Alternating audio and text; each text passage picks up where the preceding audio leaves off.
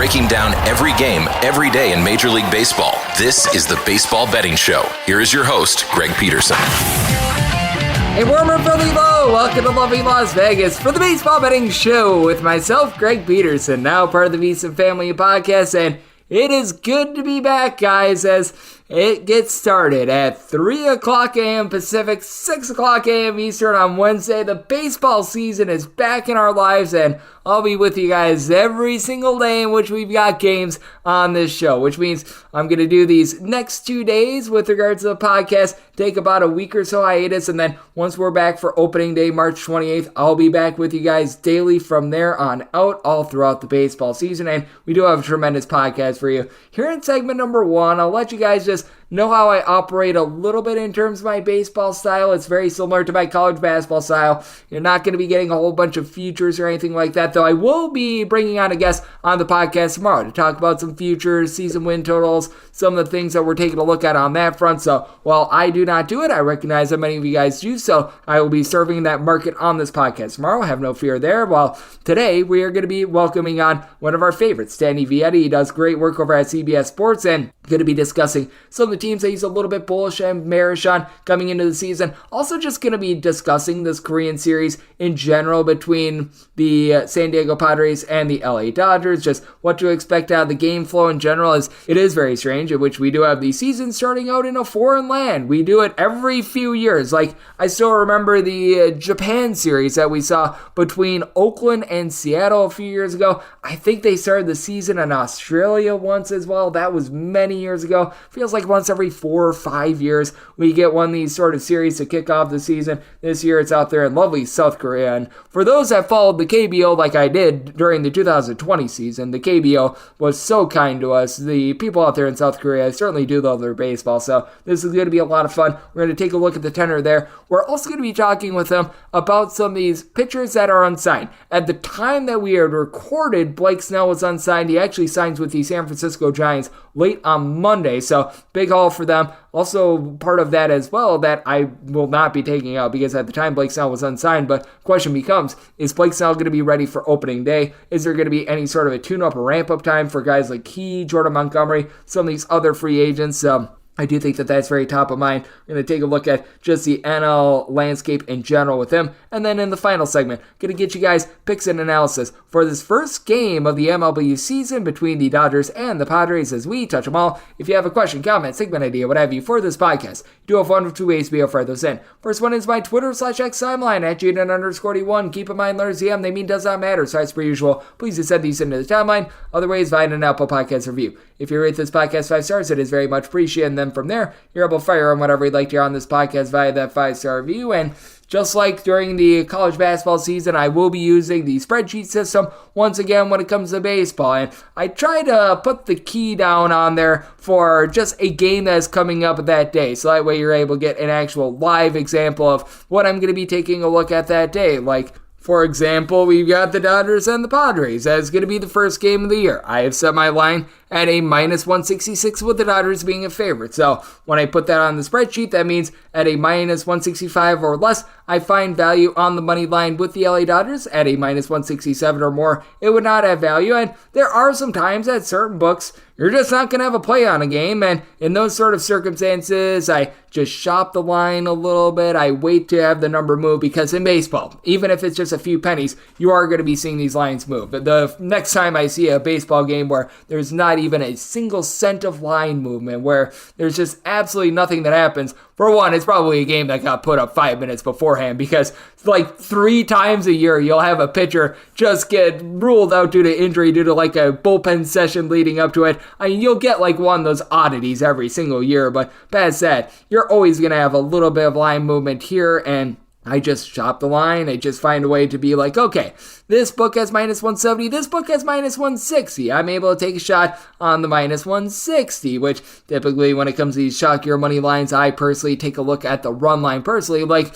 in terms of the Dodgers versus Padres game on that run line, I set the Dodgers run line at a minus 113. So if I'd be getting a minus 112 or less, laying a run and a half, I'd be willing to take it at minus 114 or more. No value there. And then on the flip side, that means that with the Padres, the Dodgers being a minus 166 favorite. I set them at a plus 166. So at plus 167 or more, that's where I find value with the Padres. And then I set a total of an 8.8. So 8.5 or less would be looking at the over, 9 or higher to the under. And this is a little bit contingent on the juice. At minus 110 juice is the way that I look at it. And at times I will take a half a run greater or less when it comes to the run total, because you are going to be finding a little bit more juice with that. Like if they set a total of 8.5 in terms of the runs, that would put me on an over, but let's say it's at like minus 140, minus 145. That's gone too far. And because the differential is so small between that 8.5 and a 9, that would be a circumstance where I would be willing to take a look at that 8.5 under and be able to get like a plus 110, plus 115 on that under, because all of a sudden I don't need to hit 50% of my bets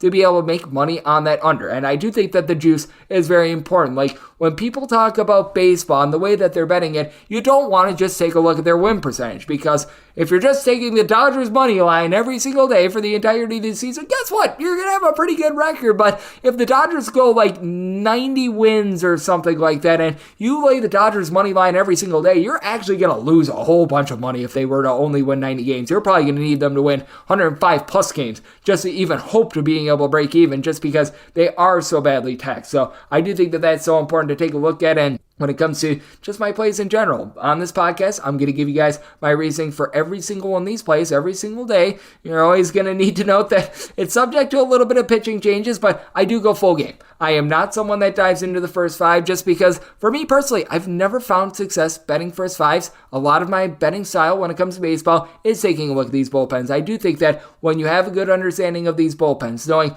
what guys are sort of going when, knowing whether a guy can go for a back-to-back, whether or not a guy cannot go for a back-to-back, how many pitches he's thrown for the week. There is great value in that, and I go into that sort of depth when it comes to taking a look at baseball, because with baseball, it is really the sport that I dedicate myself to in the spring and summer months. The only real overlap is here now that we've got the NCAA tournament up and running, and in college basketball, it's not like we've got these 100 million billion slates that we were having before, where, I mean, for those of you guys that know college basketball betting, when it comes to January and February, those Saturday slates, my goodness gracious, it's a monstrosity. So now that we're eased up with that regard and we're going to be done before we know it with regards to college basketball, I'm able to dedicate so much time to baseball, so I do look at that as well. And like I said, I'm personally not a futures player when it comes to baseball, and for each their own on that front. If you're willing to tie up your money, if you think that you've got a great read with regards to the season win total, by all means bet it. And I mean, this just goes into my philosophy with betting any single sport. If you find success betting something, don't let anyone else tell you otherwise and try to convince you, oh, what you're doing is wrong. If you're making money, what you're doing is right. Don't let anyone else do anything else to steer you away from that. Anyone else that is trying to do so is just trying to make themselves feel good about themselves, because, like, I'm someone that I absolutely hate parlays. You're never going to hear me give out a parlay on this podcast. If you're someone that's making a lot of money with your parlays, if you like betting them and you're having success with it, keep on doing it. Now, if you're betting parlays and you're losing your shirt betting these parlays, then I would recommend maybe a little bit of a different approach. If you're not having success with it, then we need to talk a little bit more. But if you're having success with it, by all means, ride it out. And like I said, I'll be with you guys every single day. Now, for the podcast that is going to be coming out for Game 2, that might be more of an evening podcast. This is going to be a podcast that comes out much like the college basketball podcast, typically at midnight Pacific, 3 o'clock a.m. Eastern Time daily. This sort of Korean series, this is going to be a little bit of an exception just because these games start at 3 a.m. Pacific Time, 6 a.m. Eastern, and I would hate to post up a podcast like 3 hours before first pitch being like, oh, if you miss it, you snooze, you lose, or something like that. Then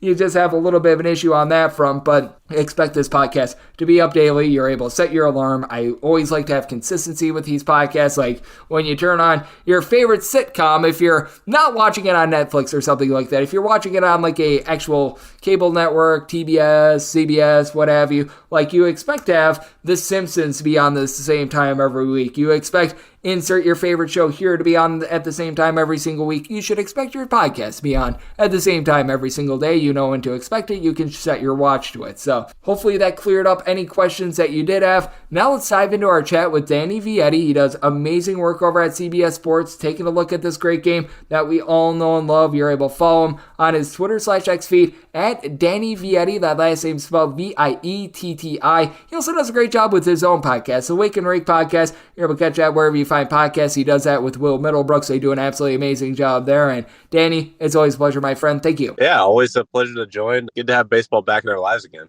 Oh, it is great to have this tremendous game back. And first things first, before we dive in on some of these teams, before we dive in on what we're going to be seeing in terms of Dodgers versus Padres out there in South Korea, the elephant in the room, and this might change by the time this podcast uploads, it's the fact that Blake Snell, Jordan Montgomery, and a few others remain unsigned. Just what do you attribute this to? And will someone like a Blake Snell, like a Jordan Montgomery, if they don't get signed soon, be ready to go when a team signs them, or would there need to be a little bit of a ramp-up period? Yeah, there's a lot of different angles to the Montgomery-Snell free agency spell. I'll start here. So if you look at what the experts, and by experts I mean analysts, writers, people within the business were projecting before the offseason. If you look at any article, any projection, if you look at Matt Chapman, Blake Snell, Jordan Montgomery, Cody Bellinger, those were guys that weren't necessarily your tier one players, but they were kind of a step down from tier one.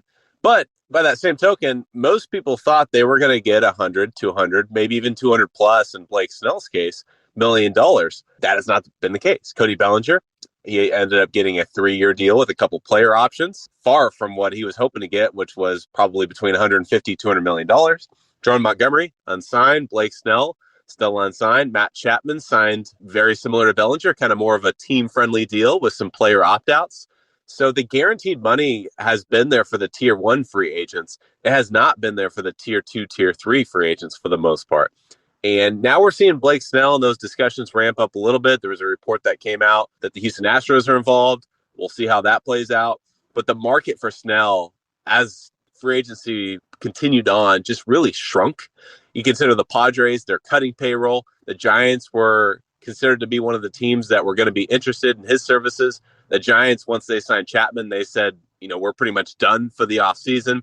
You thought the Yankees would get involved, especially when the injury to Garrett Cole came out, but they got some good news there. They're hoping he's going to be back after a month, 2 months into the season. And the Seattle Mariners, they don't seem to be really, willing to extend that payroll more than it already is. And they already have 5 starting pitchers under team control for the next 3-4 years. So they really don't have much need for Blake Snell. So it's been interesting to see how these tier two I say tier two, Blake Snell, he won the Cy Young last year. He's the best pitcher in the National League as voted upon last year. So I'm probably not doing him a good service by saying he's tier two, but that's what we've seen so far, at least when it comes to how teams are viewing these players in free agency. Yeah, it has been so intriguing because with Blake Snell, I do feel like he got a little bit fortunate last year because he walked a bunch of guys that he stranded the world, but at the same time, you got to be doing something right. If you're winning a Cy Young Award, you're getting all those strikeouts. So I do think that is going to be intriguing to watch. And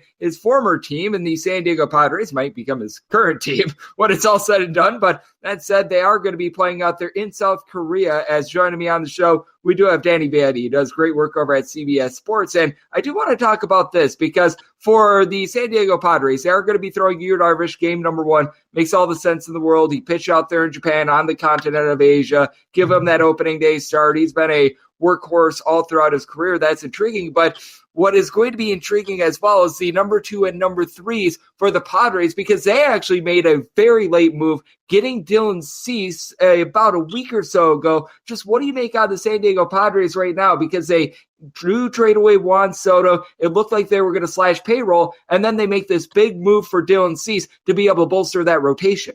And they were able to get Dylan Cease without having to give up any of their really marquee minor leaguers. They're still going to have Jackson Merrill, who is their top prospect. They're hoping that he could be not just a prospect for them this year, but really be one of their starting outfielders because there's a need out there in the outfield. So it wasn't just the acquisition of Dylan Cease. It was really the package that it took to get Dylan Cease when you consider the fact that you have team control of Cease for another 2 seasons. Cease isn't going to hit free agency until before the 2026 season.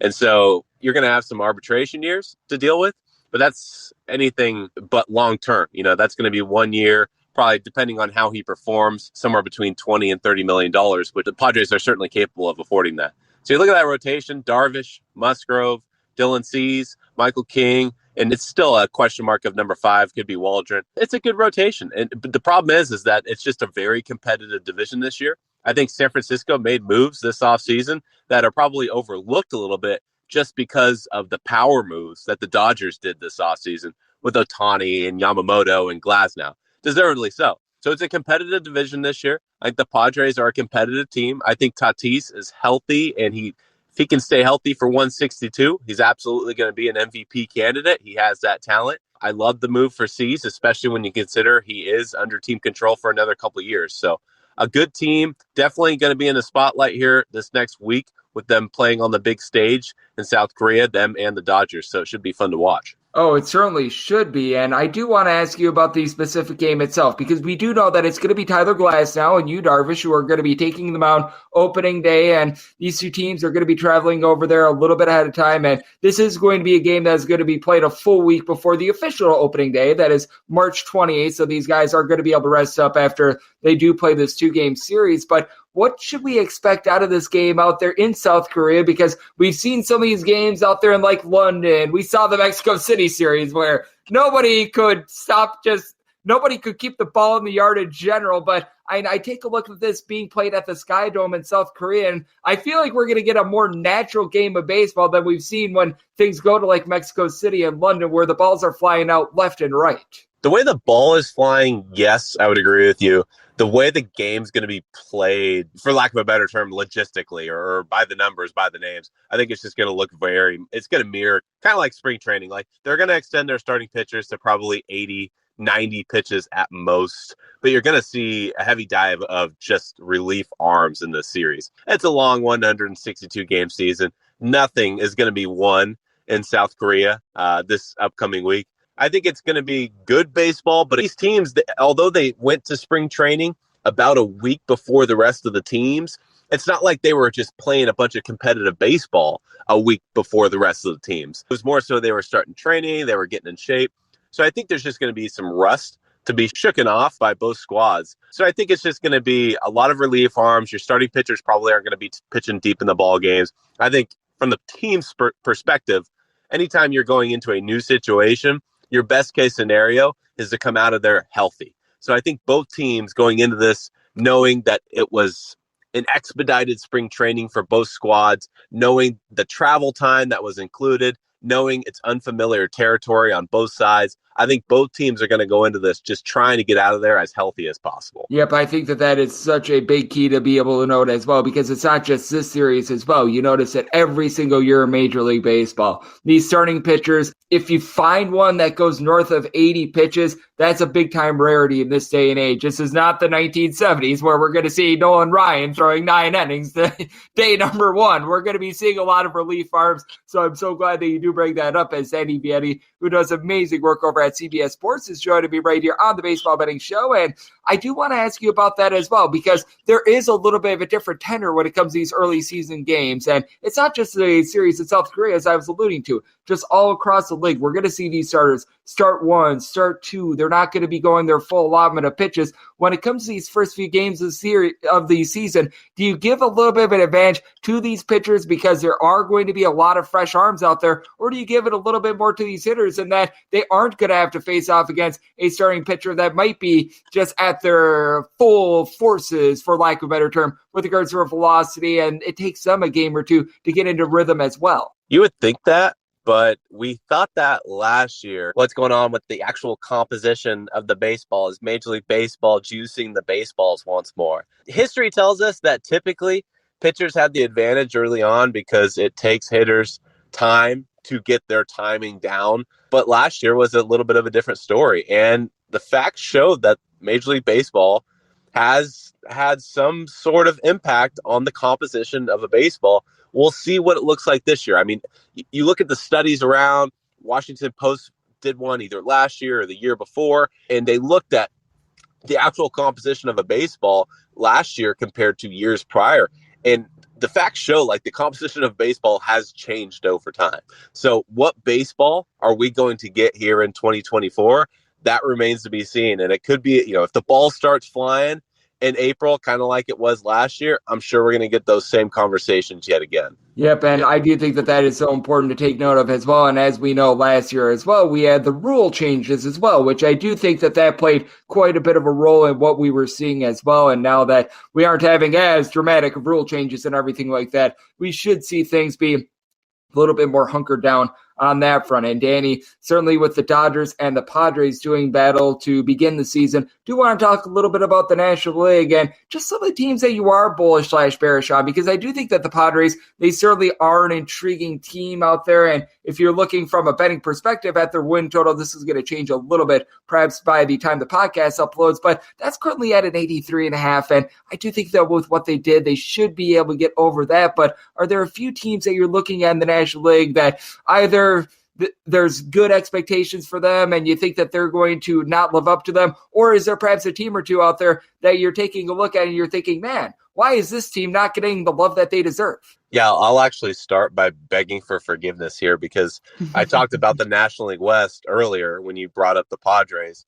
I mentioned the Giants, the Dodgers, and obviously the Padres. I didn't even mention the National League reigning champion, Arizona Diamondbacks, who had a very, very strong offseason and were far way ahead of schedule last season. You're going to have Corbin Carroll, who was 21 years old last year, coming back. They brought in Eduardo Rodriguez, Jock Peterson, Randall Grichuk. They made some, maybe not any tier 1 offseason moves, but a lot of tier 3 platoon options that are really going to just reinforce that lineup. And I say ahead of schedule. I mentioned Corbin Carroll was 21 years old. Brendan Pfaadt last year was brought up mid-season. Really never got comfortable until he got to the postseason. So he's now going to have a full season that he's heading into with experience under his belt as well. Teams that I'm kind of bullish on, I say this just because I think the National League Central is wide open, and I really like the Pittsburgh Pirates lineup. Am I saying that the Pittsburgh Pirates are going to go on to win the 2024 World Series, the National League Central Division? No, I'm not going to go that far. But when you look at what O'Neal Cruz has done in his short time at the big league level, he's crushing the baseball. He's leading the league in home runs this spring training. The rest of their lineup, Henry Davis, former number 1 overall pick. They still have Andrew McCutchen. They still have Jack Sawinski. They still have David Bednar in the bullpen, who is arguably one of the better closers in the National League.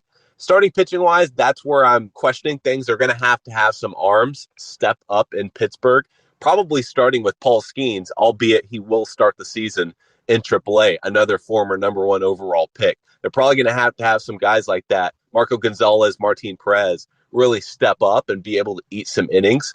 But when you look at the Pittsburgh Pirates lineup, and then you compare it to other teams in the National League Central, a Brewers team who won the division last year, they're, if not rebuilding, they're definitely retooling. The St. Louis Cardinals, they finished in last place last year. Chicago Cubs made some solid moves this offseason, but inevitably missed the playoffs last year. They have a new manager this year as well. I think anything is but certain in the National League Central. I really do think that there is a window of opportunity for a team that is willing to step up and everything clicks. And I think the Pittsburgh Pirates, lineup-wise in particular, really do have an opportunity to turn things around. Yep, I do think that there's a bit of upside with the Pittsburgh Pirates, and I'm so glad that you mentioned Paul Skeens. That guy, when I watched him in the College Baseball World Series, he was absolutely incredible. That guy is going to be a stud for a long time to come. Just a matter of, is it going to be a year too early this year? Is it going to be next year? But the Pirates, they are coming around, and I'm so glad that you do mention the Milwaukee Brewers, since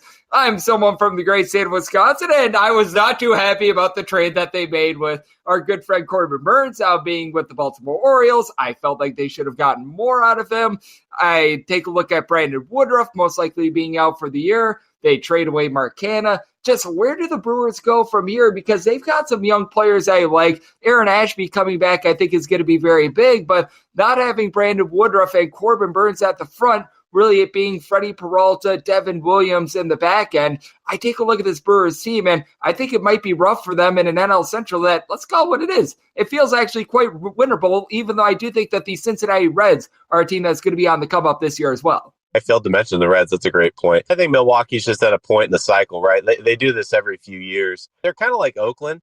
You know, like they're going to be competitive, and that might be a stretch to compare them to Oakland. I don't mean disrespect when I'm talking about ownership here, but when you talk about payroll-wise and just how they operate, they really rely on their farm system. They've never signed a guy any more expensive than Christian Yelich before. This is a team now where you have Willie Adames, who's going to be a free agent at the end of the year. Corbin Burns, who you mentioned, was going to be a free agent at the end of the season. They discarded him. Freddie Peralta, he still has some team control left. He's got some options that's approaching. But I think at this point, like I said, I think it's more, if not a rebuild, it's definitely a retool. With that being said, I say that the National League Central is wide open. That's not just for the Pirates. It's not just for the Cubs. So if these young players from Milwaukee do, your Bryce Terangs of the world, Garrett Mitchells of the world, if they do step up and, start to get comfortable at the dish and find a little bit of spark, I say that the National League Central is wide open, not just for the Pirates, but for the rest of the teams in that division. Yeah, it is so intriguing because with the Chicago Cubs, the way that Justin Steele was able to pitch towards the back half of the season last year, that's big. And I know that a lot of people are making a lot out of Marcus Stroman being out of the full, but towards the second half of the year, they really didn't have him to start with. So I do look at that Cubs team as being one of very much intrigue as well. You mentioned the fact that Cody Bellinger, he surprisingly is back in the fold for them. That's massive for that Cubs team that was able to come on strong towards the back half of the season. And the NL Central is going to be fun to look at. It's going to be fun to just take a look at this great game of baseball in general. And Danny, I know you, much like myself, going to be up at like 3 a.m. Pacific time to watch the first game of the year on Wednesday between the Padres and the Dodgers. You do amazing work, so let the good people at home know it's all on tap for you and how people can follow along on social media and other platforms. Yeah, stay up with us late night after dark. CBSSports.com. And everything podcast-wise at Wake and Rake Pod. I think the only question is it after dark or is it for the crack of dawn? Because that's essentially what's going to be happening with the games out there in South Korea. It's going to be a fun time. Danny does such a good job taking a look at this great game that we all know and love of baseball, and every single time he joins this podcast, lends tremendous insight. So big thanks to him for joining me on the Baseball Betting Show, now part of the VSiN Family Podcast. And coming up next, we've got one game on the board. It's pretty much the opener of the season. Dodgers versus Padres. Get started at 3 a.m. I've got picks and analysis as we touch them all. Breaking down every game, every day in Major League Baseball. This is the Baseball Betting Show. Here is your host, Greg Peterson. And we're back here in lovely Las Vegas for the Baseball Betting Show with myself, Greg Peterson, now part of the VSiN Family Podcast. Great to be joined by Danny Vietti. He does such great work over at CBS Sports and the Wake and Rake podcast. Was a pleasure to have him aboard. It is great that baseball is back in our lives, and it's always great to be able to get him on. So big thanks to Danny for joining me in the last segment. Now it is that time of the podcast. I give you picks and analysis on every game on the betting board for this Baseball Wednesday. It's very early Baseball Wednesday as we touch them all. If a game is listed on the betting board, Greg has a side and a total on it, so it is time to touch them all. Do note that, as per usual, any changes are made to these plays will be listed up on my Twitter/X feed at GN_81. Well, it's very easy to go in Las Vegas rotation order when you've got one game up, so let's dive in. 9:31, 9:32 on the card. It's the LA Dodgers. They hit the road. They're facing off against the Slam Diego Padres. Yu Darvish goes for the Padres. Tyler Glasnow, not to be confused with Oppenheimer, is going to be going for the Dodgers. And the Dodgers are between minus 190 to minus 205 favorites, between plus 170 and plus 175. Your number on the Pods. Total on this game is 8.5. Mostly seen between minus 115 to minus 120 juice on the over. The under is anywhere between even money and minus 105. And if you're looking at the run line, you would have to lay minus 120 with minus a run half with the Dodgers. And I was only willing to lay up to minus 113 with the run line of the Dodgers. And I set the Dodgers at a minus 166. So getting about a plus 170, seeing a few plus 175s out there. I'm going to be willing to take that money line with the San Diego Padres. Now, I will say this before I go any further. This is not the time to go all in with your bankroll.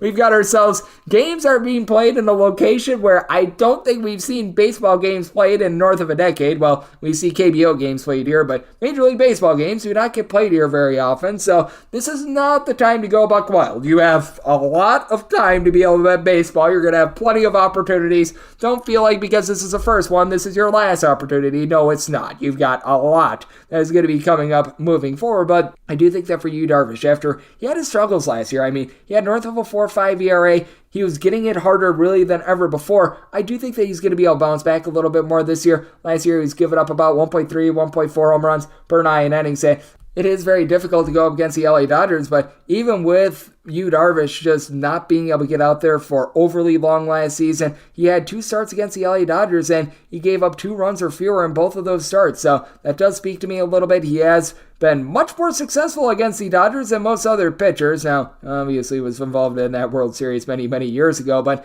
I mean, for Yu Darvish, he looked relatively okay in spring training. It does feel like everything is starting to come back to him. He's at 37 years old, so the velocity that you saw from him years ago, it's probably not going to be there this season, but he's still an advanced pitcher that I think is going to be able to do a relatively rock-solid job. And then you've got a guy in Tyler Glass now that I do have to wonder how he's going to be coming into the season, because typically he's coming into a season midstream with all the injuries that he's had throughout his career. Now, this guy is absolutely rock solid when it comes to being able to get strikeouts like last season. His strikeouts per 9 rate was right around about 12.2. His fielding independent was a 291, not representative of his 3.53 ERA. So he does a tremendous job on that front.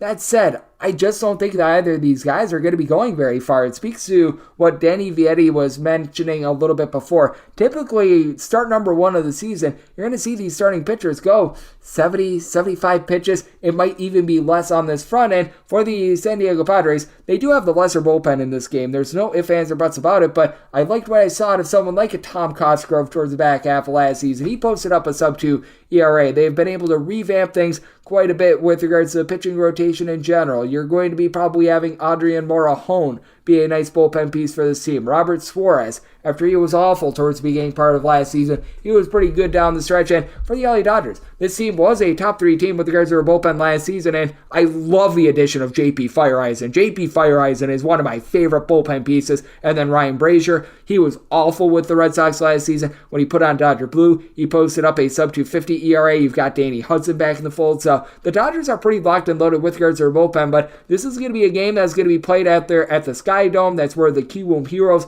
do play in. When it comes to the ballpark dimensions, I mean, you've got down the lines these fences being out at about 325 or so feet. Might be a little bit more complex than what I'm trying to put it in for the podcast, but I mean, these are not super deep fences. Now, this is not going to be Mexico City. Like this, we've seen some of these games out there in Mexico City. We saw the games out there in London where the ball is flying out left and right. This is an actual baseball park. This is not some bandbox or anything like that, but at the same time, I do think that it's going to play a little bit more to the hitters. Typically, hitters are a little bit behind these pitchers, but at the same time, I mean, have you seen the LA Dodgers lineup?